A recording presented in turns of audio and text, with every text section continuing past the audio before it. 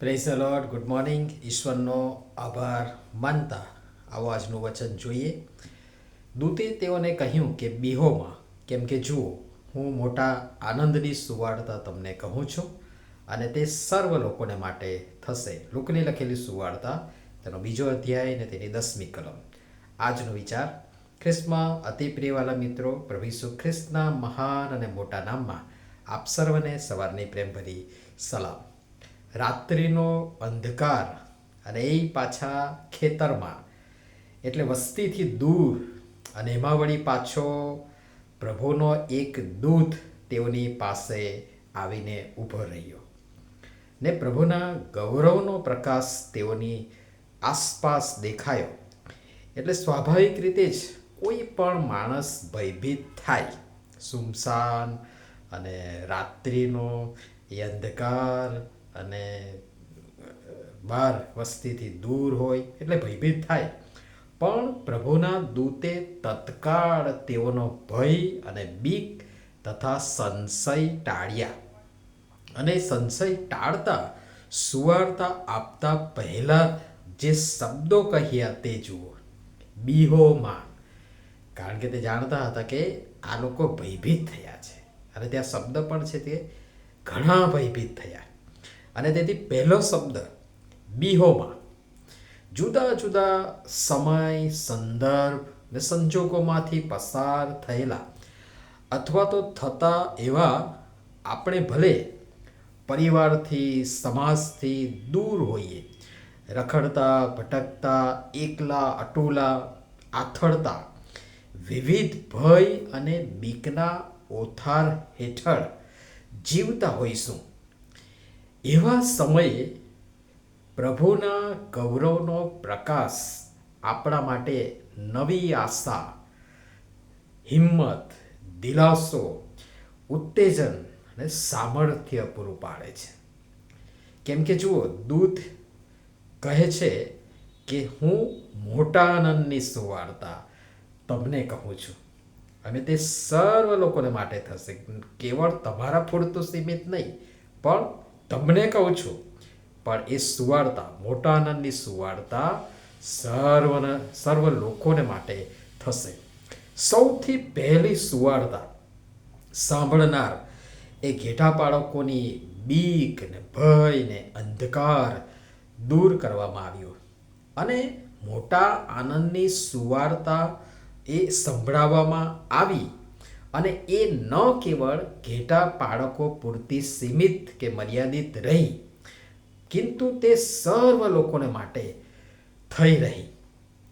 કારણ કે એ ઘેટા બાળકો એ મોટા આનંદની સુવાર્તા સાંભળીને ત્યાં બેસી ન રહ્યા આપણી જેવા, પણ એ સાંભળીને સદાય વિચરતી એ પ્રજા, એ લોકો, વિચરતા રહેતા લોકો, એવા ઘેટા બાળકો બેસી ન રહ્યા, પરંતુ દૂતોના એ સંદેશ આપીને ગયા પછી તરત તેઓ બેથલેહેમ ગયા અને જે વાતની ખબર પ્રભુએ તેમને આપી હતી તે જોઈ બાળ ઈસુને દીઠા.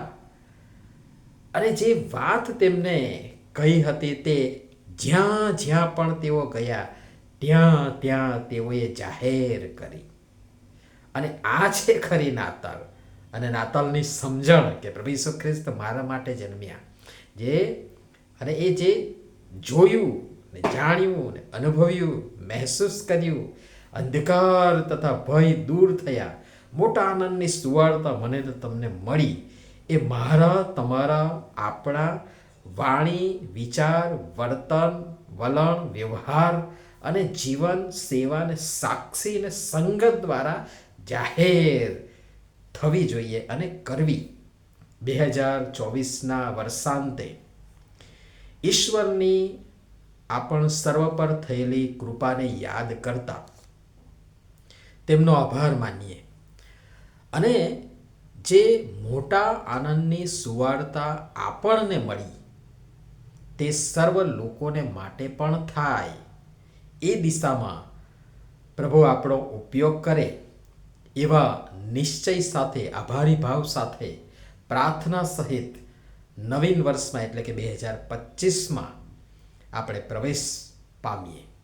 જે 2024માં ભય ને બીકને કારણે આપણે નથી કરી શક્યા પ્રભુ અને પ્રભુની મંડળીને માટે, એ 2025માં પ્રભુ એક નવી તક મને ને તમને આપી રહ્યા છે.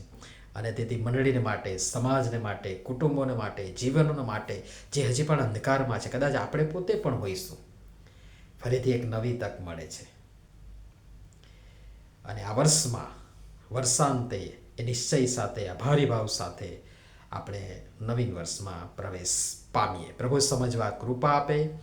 નમીએ પ્રાર્થના કરીએ. પ્રેમાળ પિતા, અમારી આસપાસ રહેલા વિવિધ ભય, બીક, અંધકાર અમને હતાશ ને નિરાશ કરે છે.